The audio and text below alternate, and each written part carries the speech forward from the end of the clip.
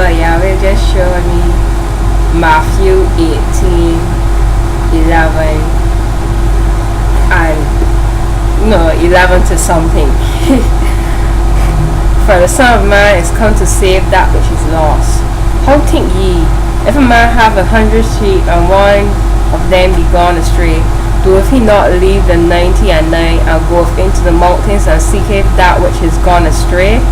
And if so be that he find it, verily I say unto you, he rejoiceth more of that sheep than of the 99 which went not astray. Even so, it is not the will of your Father which is in heaven that one of these little ones should perish. Moreover, if thy brother shall trespass against thee, go and tell him his fault between thee and him alone. If he shall hear thee, thou hast gained thy brother. But if he will not hear thee, then take with thee one or two more, that in the mouth of 2 or 3 witnesses every word may be established. And if he shall neglect to hear them, tell it unto the church. But if he neglect to hear the church, let him be unto thee as an heathen man and a publican. Verily I say unto you, whatsoever ye shall bind on earth shall be bound in heaven, and whatsoever ye shall loose on earth shall be loosed in heaven.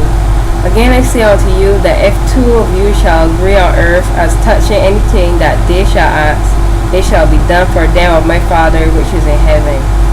For where 2 or 3 are gathered together in my name, there am I in the midst of them.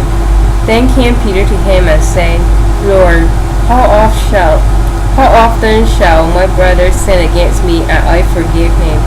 Till 7 times? Jesus said unto him, I say not unto thee until 7 times, but until 77 times. So what he means is that you should keep forgiving. Don't count how many times you forgive someone, just keep forgiving. And we all know that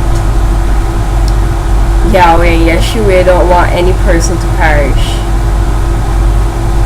Moving on now. Therefore is the kingdom of heaven. Oh, this is a parable of the merciful servant. Therefore is the kingdom of heaven likened unto a certain king, which would take account of his servants. And when he had begun to reckon, one was brought unto him which owed him 10,000 talents. But for as much as he had not to pay, his Lord commanded him to be sold, and his wife and children, and all that he had, a payment to be made. The servant therefore fell down and worshipped him, saying, Lord, have patience with me, and I will pay thee all. Then the Lord of that servant was moved with compassion, and loosed him and forgave him the debt. But the same servant went out and found one of his fellow servants, which owed him 100 pence. And he laid hands on him and took him by the throat, saying, Pay me that thou owest. And his fellow servant fell down at his feet and besought him, saying, Have patience with me, and I will pay thee all. And he would not, but went and cast him into prison till he should pay the debt. So when his fellow servants saw what was done, they were very sorry, and came and told unto their Lord all that was done. Then his Lord, after that he had called him, said unto him, O thou wicked servant, I forgave thee all that debt, because thou desirest me. Shouldst not thou also have compassion on thy fellow servant, even as I had pity on thee? And his Lord was wroth, and delivered him to the tormentors till he should pay all that was due unto him. So likewise shall my heavenly Father do also unto you, if ye from your hearts forgive not every one his brother their trespasses.